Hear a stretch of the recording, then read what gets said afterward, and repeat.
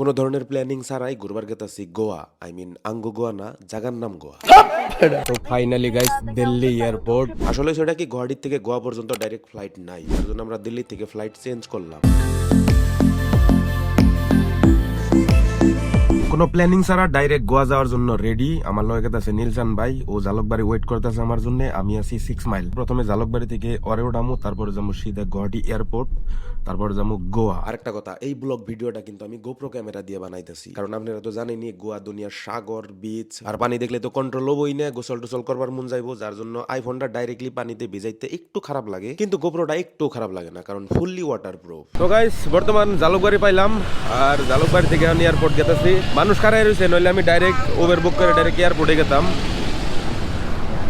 এনে অ্যাকচুয়ালি ওই যে নীলসান ভাইয়ের কথা কইলাম যে গ্রামে থেকে আইছে, ও তার মানে ওয়েট করতেছে আমার জন্য। এটা হইলো এই কুখ্যাত, সরি আরে তো জিবাটকে মানে বিখ্যাত নীলসান ভাই, যারা অ্যাকচুয়ালি আপনারা চিনেন না, কারণ ও ভিডিও বানায় না। এখন আর কোনো দেরে বেসাল নাই, ব্যাকসাইড গাড়িতে উঠাই দিতেছি, সিধা এয়ারপোর্ট যামুগা। ওহো, আসলে মনে আছিল না সকালে যে কিছু খাই নাই, সেই জন্য ভাবলাম এয়ারপোর্টের বাইরে থেকে পুরি খাই যাই, কারণ এয়ারপোর্টের ভিতরে কিন্তু বস্তু বাহিনীর দাম বহুত বেশি। ফাইনালি গুয়াহাটি এয়ারপোর্টটা পাইই গেলাম। লোকপ্রিয় গোপীনাথ বরদলৈ ইন্টারন্যাশনাল এয়ারপোর্ট পাইলাম বর্তমান। अभी हम लोग अंदर एंटर करेंगे।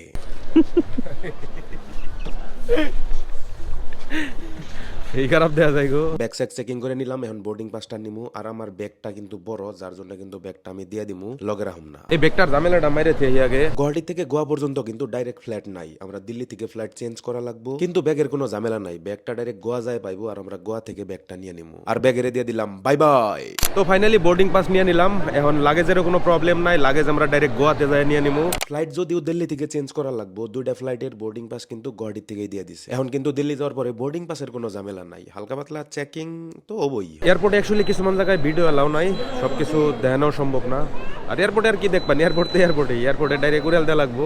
হ্যাঁ, বাকি কিছুই না। গোয়াতে যাই আমরা এনজয় করবো, গোয়া যাই এনে বিচ, বাগা বিচ, কলঙ্গুট বিচ, গুরুনা জায়গা বহুত আছে আর কি, এখানে এক্সপেরিমেন্ট করবো, দেখামো, অনেক করবো এনজয়। এয়ারপোর্টে কোনো এনজয় নাই, ডাইরেক্ট আমরা ভেতরে আই পড়লাম। এখন গেট নাম্বার 9। তার আগে হালকা পাতলা চেকিং, হালকা পাতলা মানে আর কি, একদম পুরো ফুল চেকিং। লং উইন্ডের বেল পর্যন্ত খোলা লাগে। আগে তো আমার লং উইন্ডের বেল খোলার লগে লগে লং উইন্ডো হয়ে যাবার শেষে গাদ দিয়ে দূরে থাকছি, এখন আবার মোটা হয়েছি, লং উইন্ডা খুলে না। এখন আর কোনো ঝামেলা নাই, চেকিং টেকিং সব কমপ্লিট, বোর্ডিং পাসও কমপ্লিট। আর এখন যাওয়া লাগবো 9 নাম্বার গেটে, আর গেট নাম্বারটা কিন্তু বোর্ডিং পাসে লেখা থাকে। এয়ারপোর্টে যে কিছু খামু, মানে ওটা কেমনে সম্ভব কোন, মানে কোটি কোটি টাকা। বুকু হম হম করে মোর আই, কনে নিদ্রা হরে মোর আই।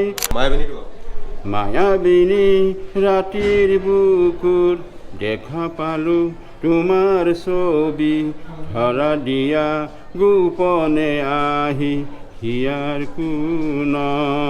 আমার হাতে ক্যামেরাটা দেখে এয়ারপোর্টের একজন স্টাফ কয় গান গামো, আমি বললাম তাহলে ঠিক আছে গাও, বরিয়া গাইছে কিন্তু, খাস করে মায়াবিনী। ফাইনালি সবকিছু কমপ্লিট, এখন ডাইরেক্ট ফ্লাইটে চড়ার পালা। তাছাড়া এখন বোর্ডিং টাইম হইছে, মানে যাত্রীগুলা যে ফ্লাইটে বইবো এই টাইমটা কিন্তু হইছে। তো ফাইনালি আমি ফ্লাইটের ভিতরে আই বললাম। আরেকটা মজার কথা কই, যারা ধরেন আঙ্গলকে এই ফ্লাইটে ট্রাভেল করতেছে, তাগো মধ্যে থেকে যদি কেউ না হে, তাগরে কিন্তু একবার ফোন করবো, যার জন্য কিন্তু বোর্ডিং পাস স্ক্যান করে মানুষ ভিতরে ঢুকায়। এতে কি হয়, ওরা জানবার পারে কেরা আইছে ফ্লাইটের ভিতরে, কেরা আহে নাই। আর যারা আহে নাই তাগরে কিন্তু ফোন করে, মানে টিকিট কাটতে যে নাম্বারটা দেওয়া হয় সেই নাম্বারে কিন্তু ফোন যায়। এখন ধরেন একজন মানুষের জন্য 1 মিনিট বা 2 মিনিট লেট করবার পারবো, কিন্তু আধা ঘন্টা তো লেট করা সম্ভব না, কারণ এটা বাস না। আমার লগে একবার এমনি হয়েছিল, দিল্লি যাওয়ার সময় ফ্লাইট মিস করছিলাম, আমার জন্য কিন্তু 2 মিনিট খারাইছিল, আমারে ফোনও করছিল, মানে দরজা লাগানোর আগে 1-2 মিনিট লেট করে, কিন্তু দরজা লাগানোর পরে 1 মিনিটও লেট করবো না। তো ফাইনালি দিল্লির উদ্দেশ্যে কিন্তু ফ্লাইট টেক অফ করলো।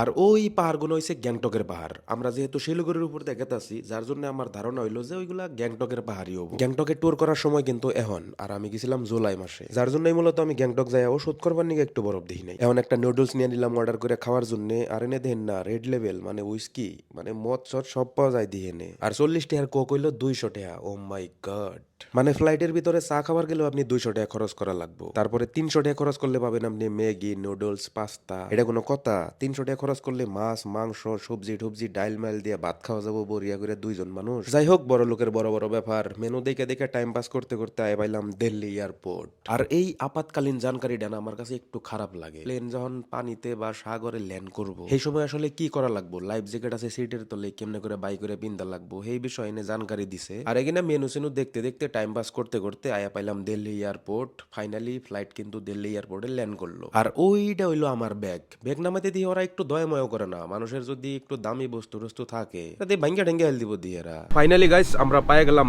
দিল্লি এয়ারপোর্ট। এখন আবার দিল্লি এয়ারপোর্টে 3 ঘন্টা লেট করা লাগবে। বড়িয়া লাগছে তার মানে দিল্লি এয়ারপোর্টটা, এক কথায় যদি কই একদম মজা, পুরা জোশ। দেন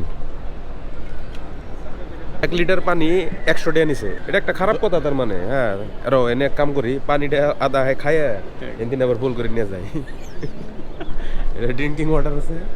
হ্যাঁ পানিটা ভাবছি যে আধা খাইয়া আবার লুট করে নিয়ে যাই। প্রায় 3 ঘন্টা 3.5 ঘন্টা ওয়েট করার পরে দিল্লি এয়ারপোর্ট থেকে ফ্লাইটে উঠতেছি গোয়া যাওয়ার জন্য। একটা কথা কি, এনে মানুষ ক্যামেরাতে ব্লগ বানাইলে সবাই চাই থাকে, মানুষের কাছে আজীব লাগে। হ্যাঁ आपको समझ में आ रहा है? आपको समझ में आ रहा है? আমার জিজ্ঞেস করতেছে how much followers in your Instagram, যে না আমার 200 ফলোয়ার্স, ফরেনার গো কইতেই শরম করবো, এই জন্য কইলামই না। যাই হোক এখন আর কিছু দেখামো না, দিল্লি এয়ারপোর্ট থেকে ফ্লাইটে বইলাম, এখন ডাইরেক্ট গোয়া যাই আমরা করে দেখাইতেছি। ফাইনালি নাইমা বললাম WM এয়ারপোর্ট মানে গোয়া। তো এখন ব্যাগ নিয়ে লাগবো, ব্যাগটাও নিয়ে নিলাম, এখন বাইরে যাবো। তো ফাইনালি আমি বর্তমানে পাইলাম গোয়া এয়ারপোর্ট, আর ব্যাগ স্যাগ নিয়ে রেডি, সবকিছু নিয়ে রেডি। এখন আমরা ডাইরেক্ট বাইরে আছি। আর বিল্লাল ভাই, বিলাল ভাই আপনারা আসলে চিনেন নাই, কয়দিন পরে চিনবেন কেরা। অ্যাকচুয়ালি বিল্লাল ভাইয়ের বুগলেই কিন্তু আমরা আইছি। Thank you. ব্যাগ স্যাগ সবকিছু বিল্লাল ভাইয়ের গাড়িতে উঠাই দিলাম।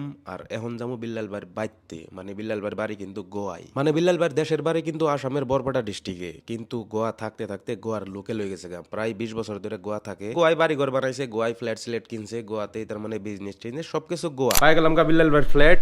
বিল্লাল ভাই আপনার ফ্ল্যাটটা একটু ঘুরে দেখেন, জানকো ভালোই লাগছে। এটা কি বানাইছেন তার মানে? আসলে আমি মোবাইলের আনবক্সিং করি, ছোট মোটো আমার মোবাইল দোকান আছে আর কি, তো এই জন্য দেখো এনে ছোট আর কি সেট আপ বানিয়ে রাখছি আর কি, যে আনবক্সিং যে নতুন মডেল আছে মোবাইল এটা নিয়ে আসো। তুমি আজকে এটা মনে থাকা ভাঙো। হ্যাঁ এই রুমটা ভালোই লাগছে কিন্তু, একদম ভালোই লাগছে। তো গাইস আজকের ভিডিওটা এই পর্যন্তই শেষ। কালকে থেকে নতুন নতুন ভিডিও দেওয়ার চেষ্টা করবো, গোয়া পুরো এক্সপেরিমেন্ট করবো, আমরা দেখতে পারবেন, নতুন নতুন ভিডিও পাবেন। তো ধন্যবাদ সবাই, ভালো থাকবেন, সুস্থ থাকবেন, আমাদের জন্য সবাই দোয়া করবেন। Thank you.